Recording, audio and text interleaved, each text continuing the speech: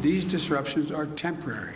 Economists call all these things transitory effects. Supply bottlenecks have developed that have caused inflation. I believe that they're transitory. Their expectation is that these inflation rises will be transitory. Transitory, a word no one knows. That's the Biden administration's favorite word now. They've spent months trying to convince us that inflation will just go away. But tell that to California, where people are paying record high gas prices. And like a bunch of brain-dead zombies, the media is rushing to Joe Biden's defense, looking to blame anybody but Joe for our supply chain problems.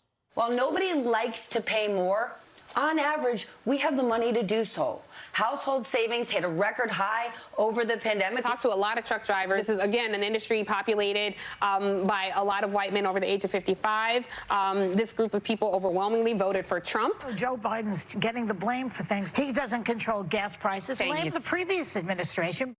See, somehow this is all Trump's fault, or his supporters' fault, or even your fault for just having saved a little bit of dough. But it's really anybody but Joe's fault. And like every other issue they've cried about over the last few years, the media is flat out wrong.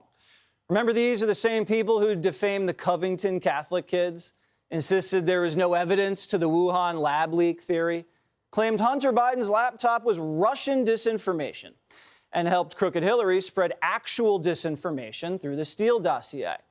Maybe this is why no one trusts the liberal media anymore. CNN has just seen a 76% drop in viewership just since January. MSNBC isn't that far behind with a 61% drop. And Sleepy Joe Biden is doing even worse. Over the weekend, his approval ratings took another hit. Washington Post and ABC have him at 41%. USA Today has him down at 38%. This is what happens when the left ignores issues facing real Americans.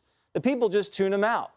That's why no one's watching them, and millions of you have turned to us. Joining me now, Mike Rowe, narrator and executive producer of How America Works on Fox Business, which you can check out tonight.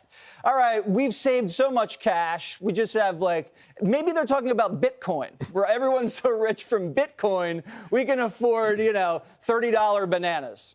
Well, it's transitory. Transitory. Do you know what that word means? Yeah, you remember that line in A Princess Bride when Diego Montoya says, "You keep using that word. I do not think it means what you think it means." Exactly. Yeah. It's not a word I would use if I was a politician. The thing that's making people crazy, I think, in life, if somebody tells you something and then does something, and those two things are different, a rational person will believe the thing you do, not the thing you say.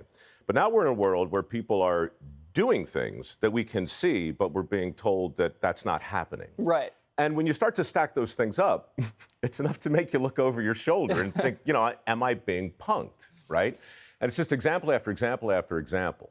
And I don't want to run through them all. No, I'll run through them all. I mean, just off the top of my head, you have the immigration situation seasonal. We're going to stay in Afghanistan until we get everybody out. Sure.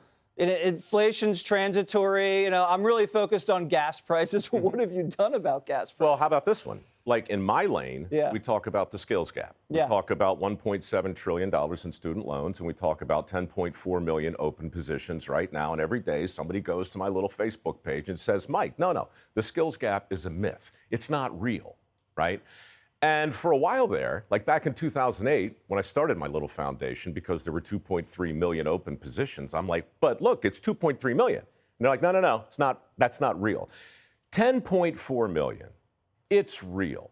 There are millions of people who are either lacking the skills or the will to take advantage of the opportunities that are on the table, and that's why I'm narrating How America Works tonight on Fox Business, as you may have mentioned at 8 o'clock. Well, you also had some other good news that you wanted to share, didn't they? Well, yeah, Dirty Jobs. Dirty Jobs. Dirty Jobs is coming back January 2nd on Discovery. Some people consider this job a dirty job. Well, I've seen what's...